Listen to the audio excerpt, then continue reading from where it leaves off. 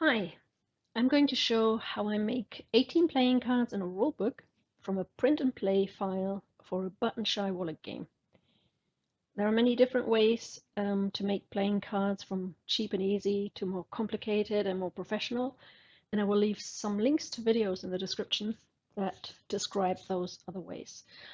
I tried a lot of those methods, but none of the videos describe the method that I ended up using, so I thought I'd make a video. Generally, I simply print the cards on both sides of cardstock, cut them, and then sleeve them. For the cards, I use cardstock and a printer, obviously. For cutting them, I use a rotary cutter, a ruler, and a self-healing cutting mat. For the rulebook, I use standard copy paper, the same items for cutting, and scissors. Optionally, I also use a corner cutter and sleeves for the cards and glue for the rulebook. Today I'm going to print Wonder Tales, which I got from print&play.com. P&P Arcade has lots of PNP, which stands for print and play files.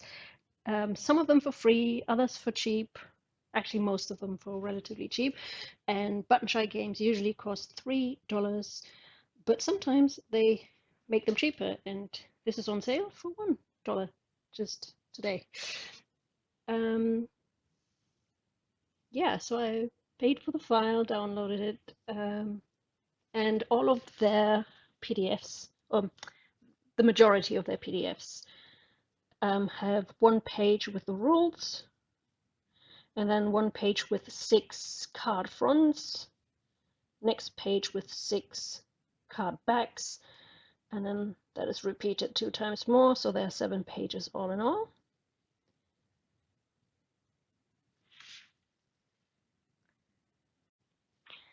Before you print your first pages properly, I would recommend to do a few test prints just in grayscale color, to see which settings you need so the front and the back are actually matching up. So I always put a little arrow on top of the page, and I also always use the rear tray. That just makes it easier. I'm not sure if my printer doesn't seem to be too comfortable if I do print the front and the back at the same time and put it into the normal tray. I'm just playing it safe with the heavier cardstock and put it into the rear tray.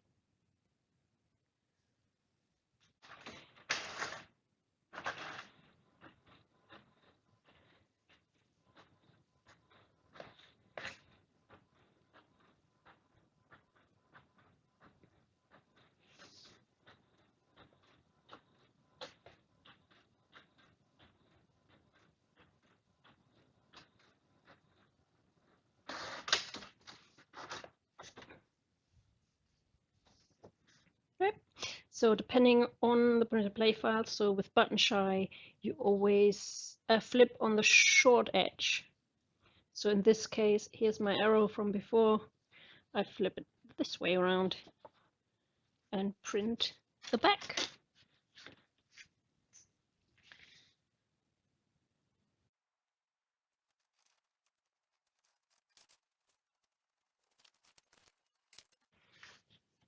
Here we have the front and the back, and now I'll print the other 2 pages at the front and the back for the cards.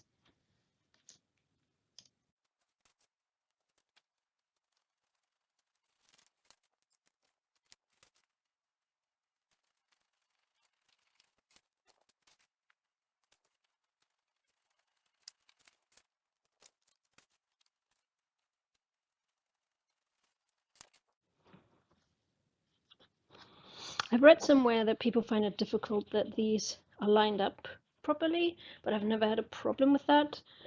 I don't know if it's because of the good quality of the print and play files, that they're really well centered, or if it's to do with my printer, I don't know, just always works. And finally, I'll print the first page, which are the rules.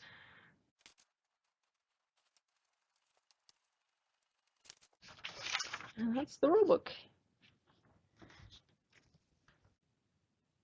And now I'm going to cut my cards and the rulebook. Focus on the cards first. I use a rotary cutter. I tried many methods and it's really, I like it the best. It's the most reliable, but it's also the most scary. Rotary cutters are more dangerous than knives because it's easier to cut yourself and you would run across multiple fingers potentially. And I tried many different rulers, also some that are designed to be safer, where you put your fingers here into a ridge, but well, this design has completely failed. I don't know if you can see, there are multiple cut marks on the ruler on both sides, because it very often just went across the ruler, and sometimes very nearly across the fingers, and one time exactly across the fingers, across two fingers, and it cut into my nail and so on. So this is a complete failure. This doesn't work. But I have another safety ruler here which works really well, and I feel completely safe with this one. So it works, I guess, in two ways. It I guess on one side it's not as shallow, so it's not as, the edge is not as low, so it's harder to get over, but it also has this safety guard that holds, that folds up, and where you have your fingers behind it, so it's actually pretty much impossible to cut yourself. So I love this one. And also it has some rubber at the back that keeps the ruler in place. Okay. So I always cut in the middle first, and on the edges at the end, and also always cut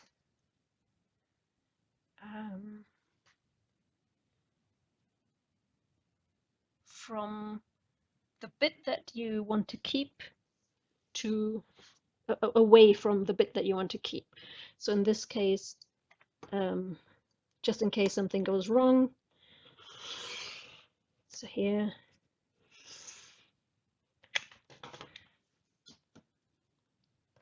so how many there? 1, 2, 3, 4, 5, 6, 7, 8, 9, 10 cuts. 10 cuts I have to make to get the cards out of here.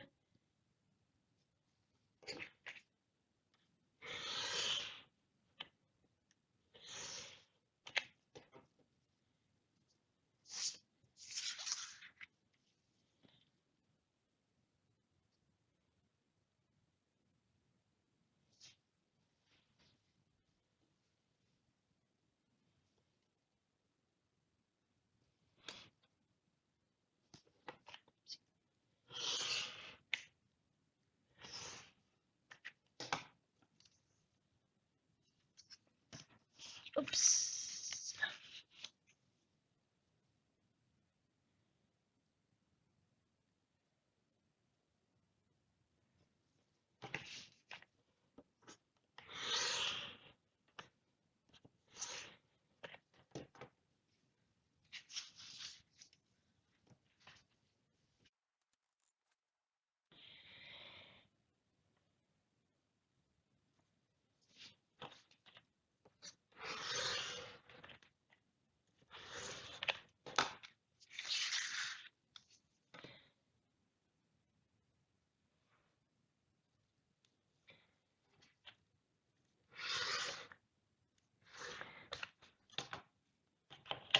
So I've cut the inner bits first, so that I don't lose the cut lines. And I'm going to now cut the outside bits. then slowly the cards will come off.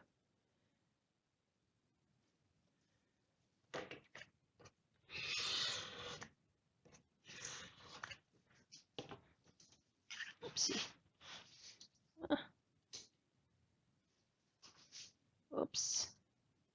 Sorry, my camera won't stay in place.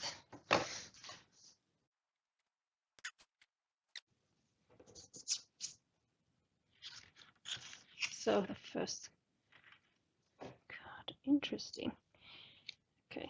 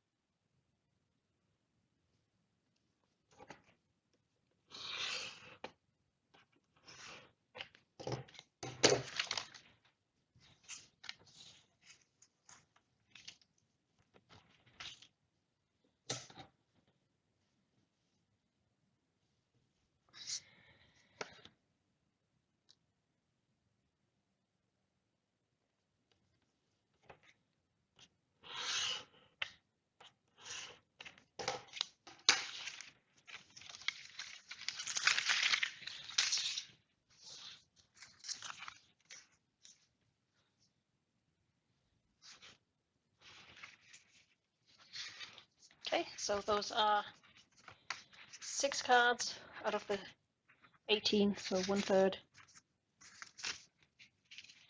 And I'll do the rest.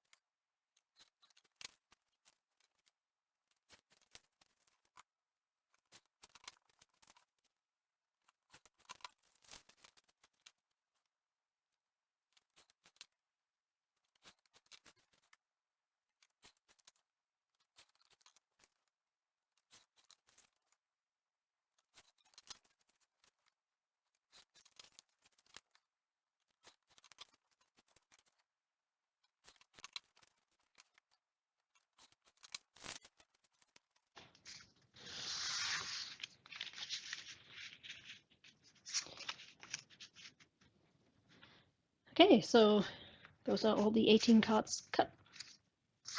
Theoretically, you could already play with these. I'll do a bit more to these cards, but first I'll cut the rules, just so that I can move the cutting things away. So the rules are, I guess, the easiest to cut.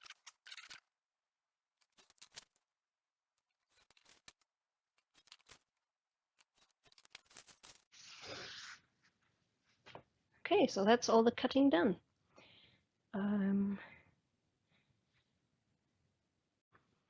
Well, actually, there's one more cut I have to make.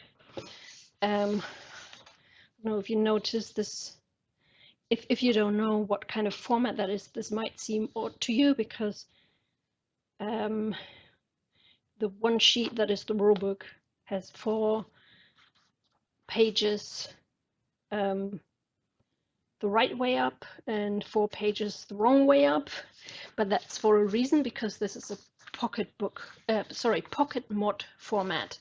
So in order to make a rulebook out of it, I'll show you how to fold it. So you have to fold it in a specific way then make one cut and then fold it some more. Okay, so I start with folding just on all the lines, so fold it in half both ways, lengthways and the other way.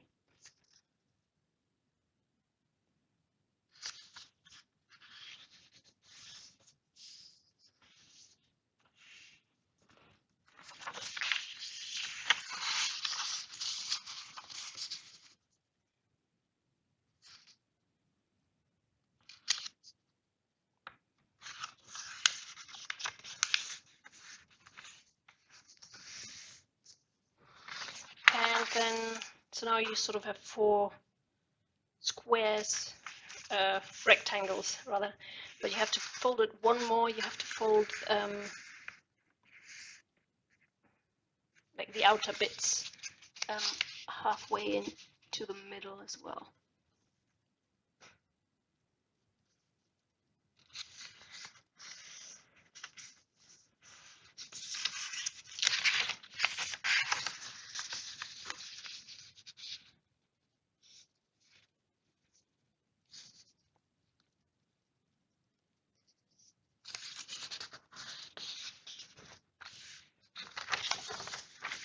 Okay, so you now have made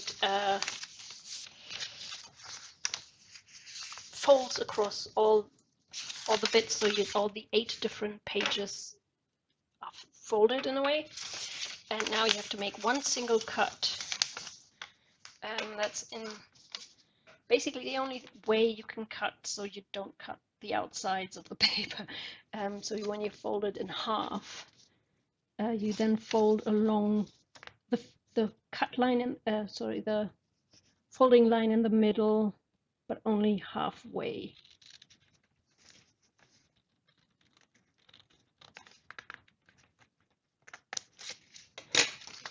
Okay, and now they're different. Sorry, I'm just folding just in general to make it easier to fold later. So now there are multiple ways how you can do this.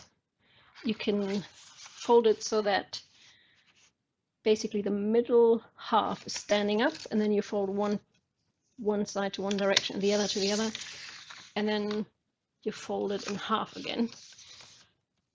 And this is basically a booklet. So you have the front, first page, second page, 3, 4, 5, 6, and the back. Yeah, so theoretically this is already a finished game. You could potentially sleeve these straight away, and that's it.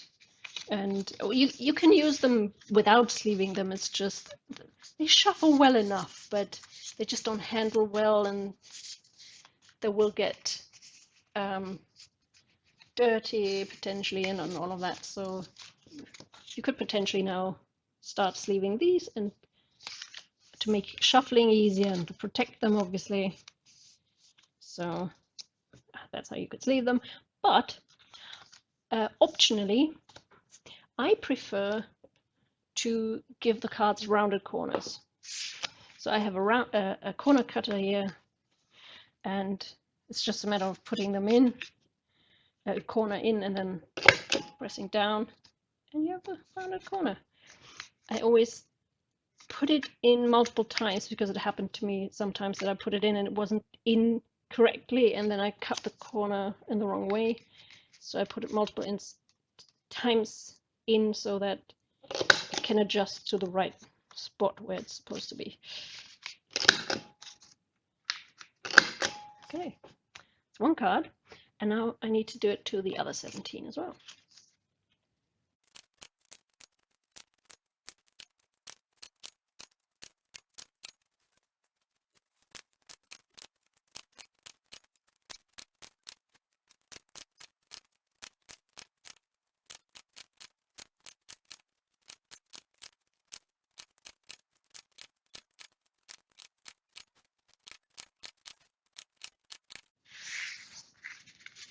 Okay, that's done. It looks so much nicer when the corners are round, I think. So yeah, now I could sleeve them, but there are multiple reasons why I like rounded corners. Not just because it looks nice, but also, I mean, it protects the cards, and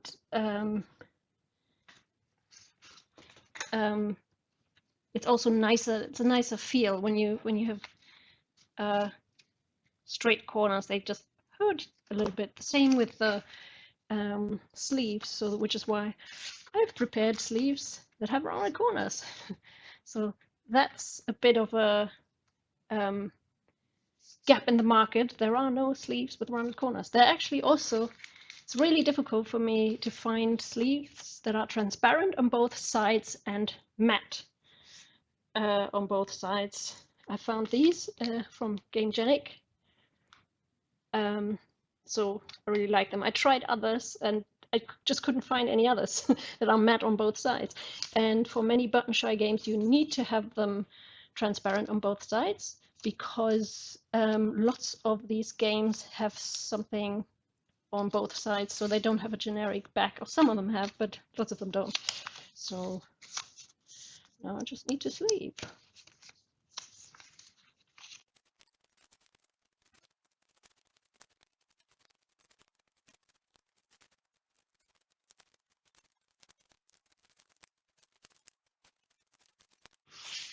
Okay, now that they're all sleeved, they're so much nicer to handle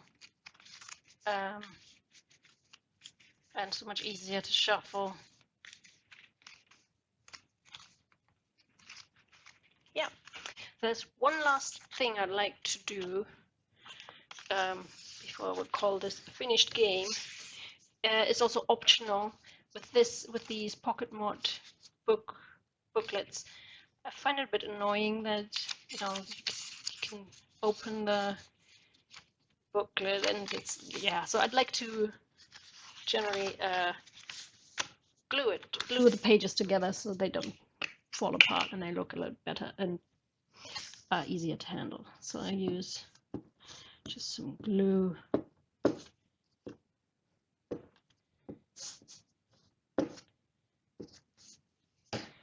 Let's see. I guess you'd have to be a bit more careful to glue it.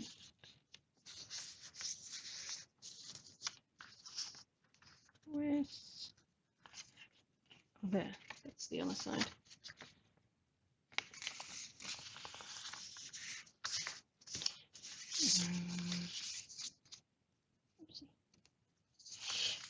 And then I also glued half of the pages together, and then there's a bit left here. And I also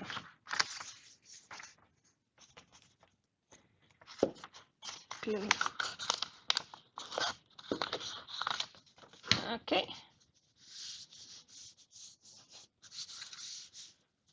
And then I sort of have to refold the last page a little bit because it doesn't always fit very well. Never does in my case. Okay, so make sure the pages don't stick together. This is so much nicer to handle. Okay, so that's one finished game. But where do you keep this game? The original button shy wallet games come in this type of wallet. So this is not a wallet for a game, but for a travel card. But yeah, so they come in this type of thing. And when I started building these, I put the game into these envelopes that I bought, but you, I guess, could also make them yourselves. And then I put the front of the cover basically on it, which looks really nice. It works pretty well. Like the game, fits inside very well, even with expansions, but not well. Also with sleeves, but I kept them without sleeves, and I kept the sleeves in a separate envelope because I reuse sleeves for all of them. But after I made a couple, like a handful, a bit more, I found, how do I store these now? And that was difficult. So I bought like a deck case. So I keep all of my games in here, or rather I have multiple. So I've now made over 30 of these, and these are just my favorites. So everything fits in here. I've got a couple of button shy games, Rove, Food Chain Island, Explopolis, Stew, and so on. yeah, that's how I keep my button shy games, my print and play button shy games. Um, yeah, and this whole method, um, yeah, it's always good to know what is the cost of all of this. So I calculated that the materials themselves, that means paper, ink, and sleeves, cost £1.69. And if I usually don't use the sleeves, so for me it's just 97 pence, so it's just about £1 per game. But then the print and play file costs $3, which is 247 pounds ish. So altogether it's £4.16. So it's around $5, but you can also get the print and play files cheaper often, or sometimes even for free. So that's the cost of the material, but there's also a cost of time, obviously. And this all, in the beginning, it took me a bit longer, but after a while, it now regularly takes me about 30 minutes to build one such game, even a bit less, I would say. Yeah, so it's relatively cheap. Maybe not the cheapest way, but maybe the second cheapest way. It's quite quick, 30 minutes. I find that quite quick. And it also looks really professional if you got the right printer, I guess. It doesn't feel and handle professional, which is why I've got the sleeves. So one negative is you need the sleeves to make it feel good and handle well. And the other downside is it's actually a little bit see-through. Because there's no core in it, it's just one piece of paper. So if you hold it up against the light, you will see the other side a little bit. But in real life gaming, that's never been a problem. So when it's on the table, I've never ever been able to see the other side. Yep, that's it. Thanks for watching.